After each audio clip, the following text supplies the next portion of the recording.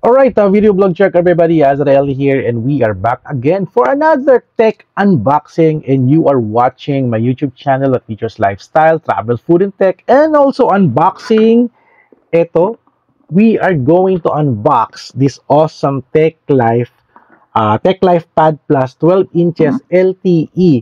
Grabe, 12 inches na tablet na from Tech Life Philippines. Alright, no? Kanina unbox ko from a Tech Life Summer Essential Kit na pinadala ni Tech Life. At ito yung kanilang parang bagong pasabog at sale for this month of May na perfect for kids, for teens and adults, for entertainment, for school, for office. Ano pa ba? Ayun, for your daily tech life. Kailangan nyo to. Alright, before I unbox this now, discuss ko muna sa inyo yung tech rundown natin, tech specs ng Tech Life Pad Plus 12 inches LTE. Alright, let's do this. Okay, ito na yung tech specs, tech rundown ni Tech Life Pad Plus 12 inches LTE. For the display, meron siyang 12 inches na 2K LCD display na screen na meron 85% screen to body ratio. At meron siyang video resolution na 2000 by 1200 at meron siyang 450 nits doon sa kanyang screen at 180 Hz touch sampling rate. Okay kaya ito sa gaming? I'm not sure, no? But we want to test it soon.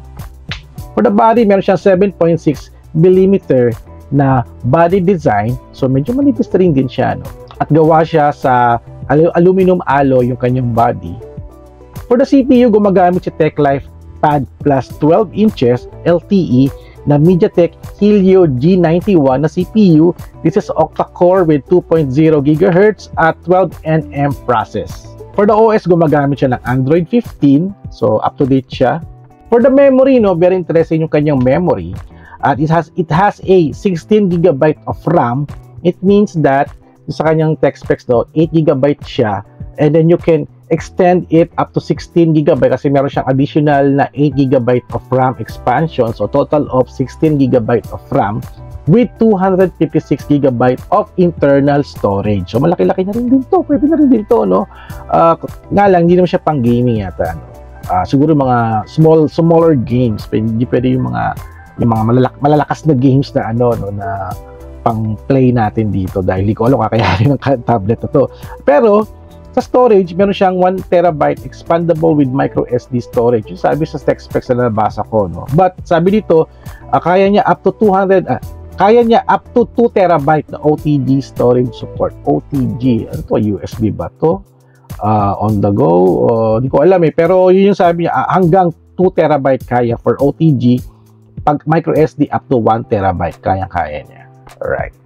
For the camera specs, si Tech Life Pad Plus 12 inches LTE, haba na pangalan, no? For the camera, rear camera niya is 12 megapixel. You can shoot photos, you can record video. Hindi ko lang alam kung ilang resolution, no? Malalaman natin mamaya yan.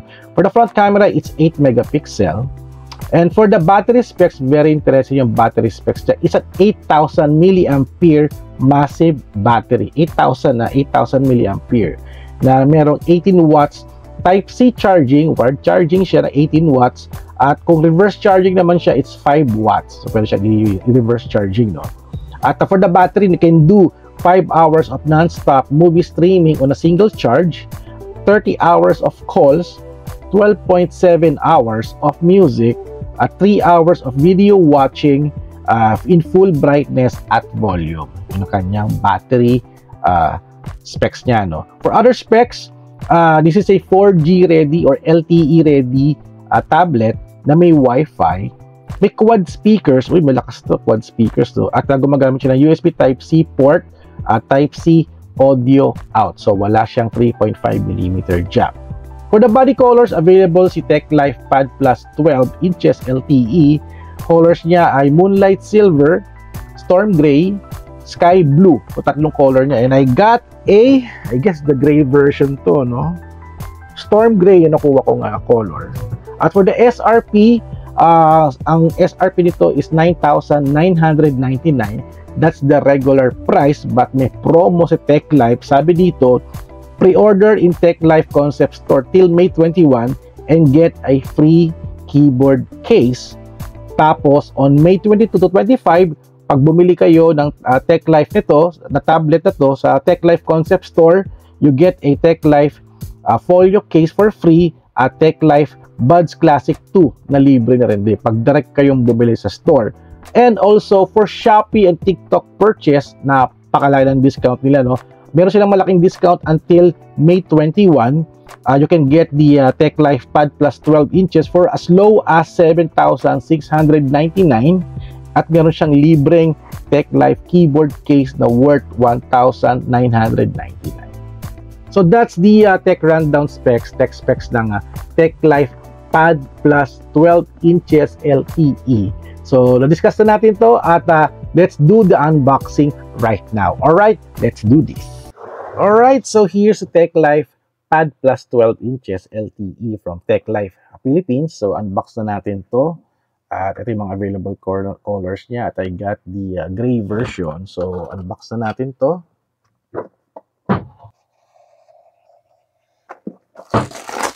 And here's the TechLife Pad Plus 12 inches LTE. So ito siya. Wow, grabe.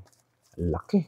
Ang laki niya for a 12 inches. Wow, grabe, ang lapad. Kita-kita. Tsaka ano, linaw ng ano niya. Yung screen niya. Masyadong makintab. Alright, so what else inside the box? So dito yung tablet. No? So inside the box is, check natin, you get a manual. There's a manual here. And a charger. Charger, USB Type-C, tsaka charging brick. At meron siyang kasamang, ang laki oh. Ang laki ng kanyang SIM tray ejector pin. So it means that you can install a SIM card na 4G ready siya. Alright, so wala na itong laman. So balikan natin tong tablet. Okay, wait lang. Alright, so here's the tablet. Grabe, nakikita ko yung sarili ko, no? So this is the back of the tablet. The TechLife Pad Plus 12 inches LTE. Napakakinis ng kanyang likod. At may logo ng TechLife dito. Ayan, nakikita nyo ba yan? So, nagkakaroon siya ng konting smudge na dahil yung kamay ko medyo pawisin. So, wala siyang kasamang casing, no? So, may kasama lang daw siyang is folio case. At you can get a folio tawag dito, keyboard case. Ayan, worth 1,999 if you buy this sa Shopee and TikTok. So, ang laki ng kanyang camera module. That's the parang isang camera lang tayo, may kasama siyang flash. So this is the 12 megapixel na rear camera at sa harapan is the 8 megapixel na camera. So sa taas niya, it's the 2 speakers here sa taas. Sa baba is another speaker.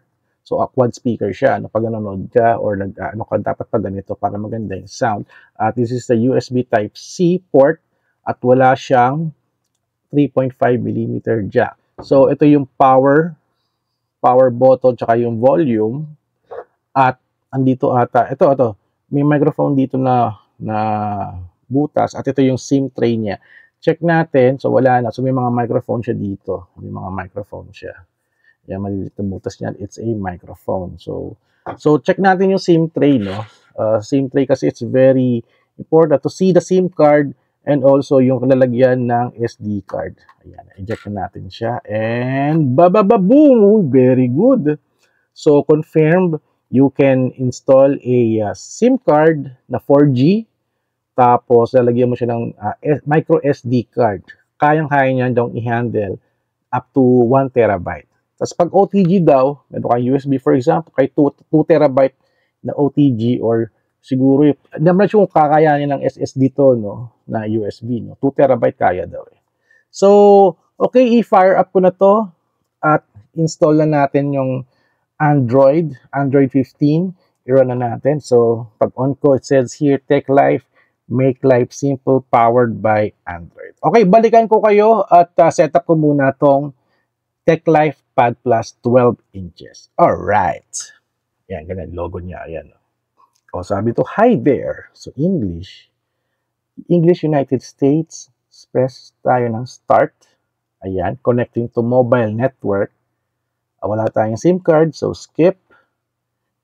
And pag nakita nyo madumi yung daliri ko kasi bumoto ko kahapon eh. So, connect muna tayo sa Wi-Fi. No? Wait lang. Alright, we're now connected dun sa aming Wi-Fi at the tablet is getting ready. It will take a few minutes. Tayin natin ito. Medyo mahaba to. No?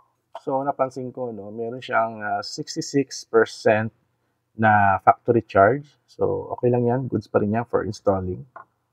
So, sabi dito, copy app data. So, ako, do not copy.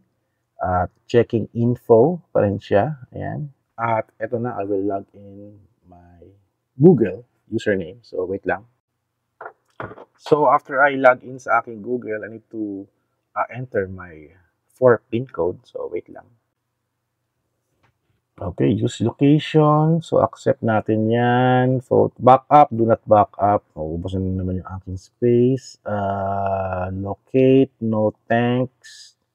Mabilis naman siya ma-set up eh. No? Meet Gemini, continue, turn on, Gemini, and anything else, no thanks.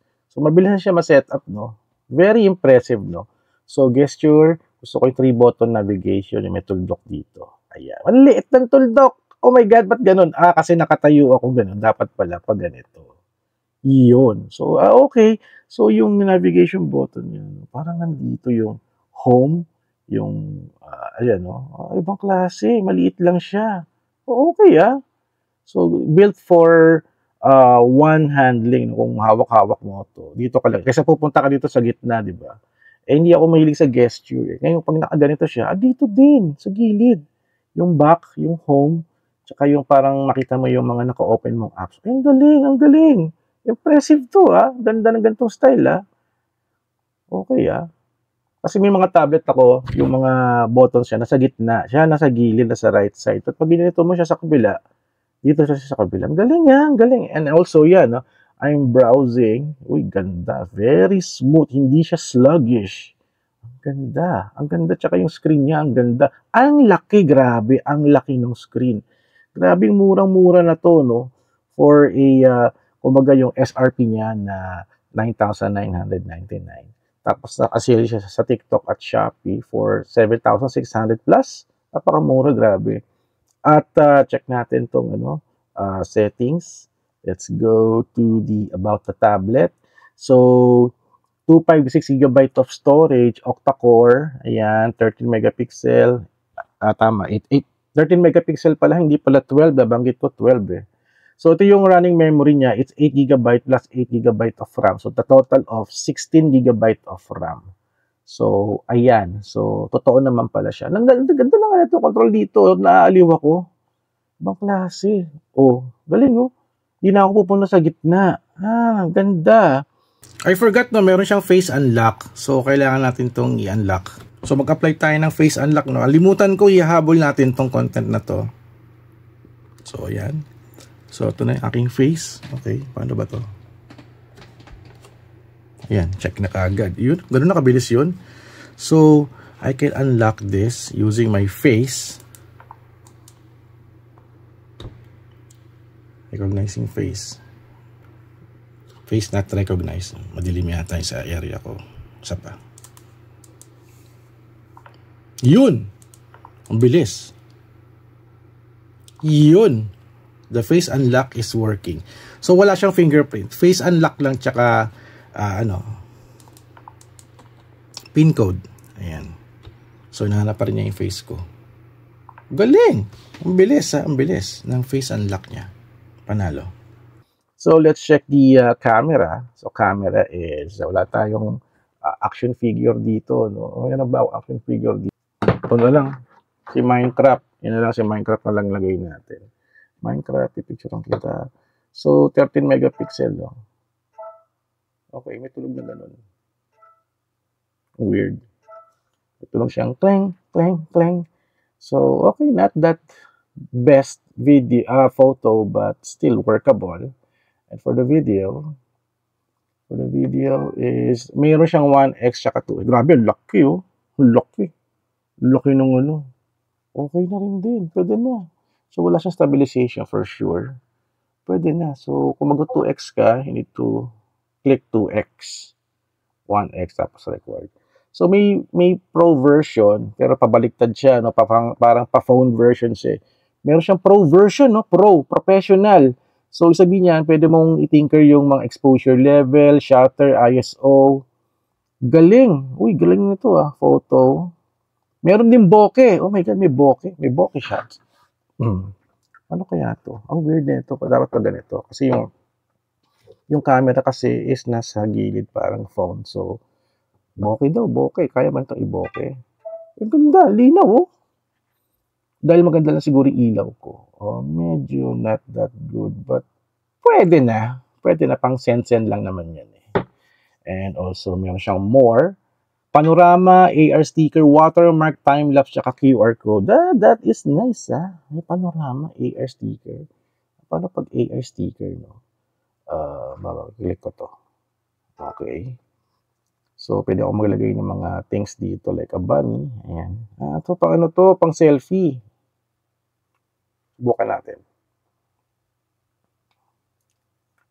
Okay. So, heto ako. Nakong gulo ng YouTube. Hello!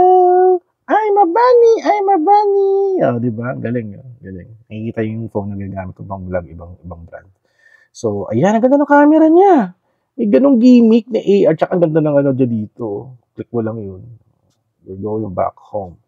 Usay! For the selfie, pwede ba ako mag-picture nun? Pwede mag-picture. La la la la la. Ayun, na-picture ako yung sarili ko. Check natin. Ay, ang cute! Ang galing, Ang galing. Okay yun, ang ganda.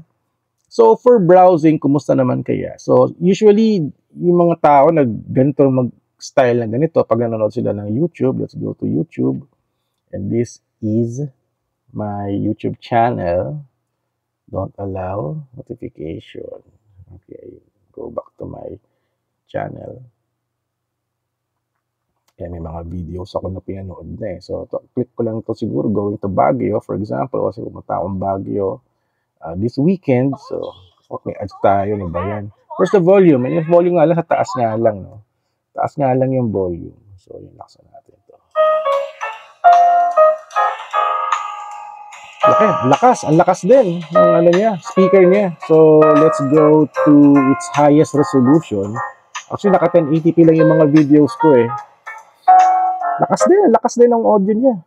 Okay, ramdam ko yung ano dito. Ramdam ko. Medyo masyadong di makulay yung video natin kasi gabi. Yung video ko, ano ba naman yan? Ayan. So, kakain na kami. First pa lang. Ang lakas ng speaker, grabe. Tsaka the color is nice. Color is nice. Hotel. Also the buffet. Ayan, okay siya. So, let's find for example, a 4K video.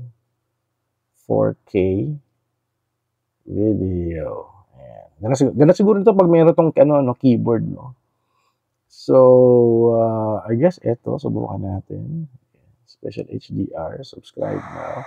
Ay, ang cute! Ay, grabe. Ano to? Naka 4K ba to? 480 pa lang yan. So, let's go to 2K 60 FPS. So, hinaan natin to kasi copyright tayo. So, 2K 60 FPS. Okay naman. Okay naman siya. Ang linaw, grabe. Grabe, ang linaw. Grabe. Ayaw niya mag-play. Teka lang, nangyari. Ayun, no? Grabe, lumulutang yung island. Galing. Medyo mahina internet ko. 2160 is 4K ba? Tama, di ba? 2160. So, yun nga, niloload niya yung 4K video, no? Nahihirapan siya sa aking Wi-Fi. I think it's connected to a parang standard Wi-Fi ko. Grabe, 4K video yan. Ang linaw, grabe, ang tindi. Ayan, medyo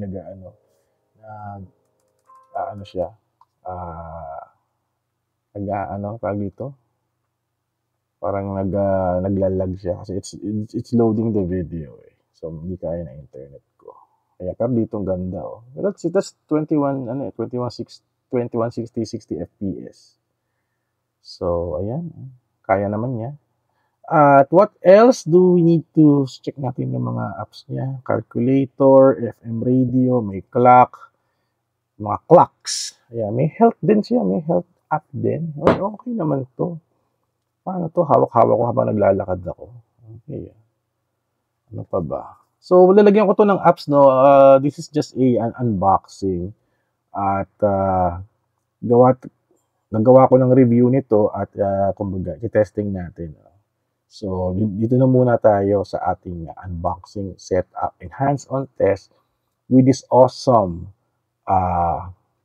tablet na TechLife Pad Plus 12 inches LTE. Paano ako makaalis dito? Ayan, hindi ako makaalis. Paano ako aalis niyan? Ayun, yung button. Ayan. Very nice, very nice. Ang laki ng screen, ang lakas ng speaker. So, yun talaga, kailangan talaga high-speed internet para makuha mo yung 4K video content sa YouTube.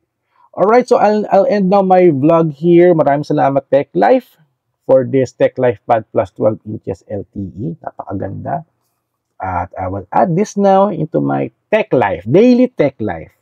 Alright, so thank you guys for watching. Don't forget to subscribe, like, and comment. And I'll see you guys at the next video vlog adventure. Alright, TechLife. Astig.